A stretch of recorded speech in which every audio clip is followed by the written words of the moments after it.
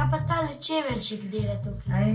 Tale čeveljček pa ni za obut, to je pa kip, ki mi ga je podarila slovenska umetnica Katja Majer.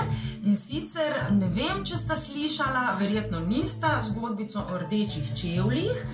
Ko sem bila izvoljena za prvo predsednico Državnega zbora, sem imela obute čevlje z visoko peto rdeče barve. In nekatere je to tako zmotilo, da so potem pisali zgodbice o tem in kaj te čeveljčki simbolizirajo. No in takrat so se pa nekatere ženske odločile, da bodo v znak solidarnosti in podpore tistim ženskam, ki smo v politiki, obule rdeče čevlje in kar naenkrat je veliko žensk v Sloveniji nosilo rdeče čevlje, po trgovinah jih je zmanjkovalo, menda so jih potem naročali in te čevlji so postali en tak simbol ženske moči.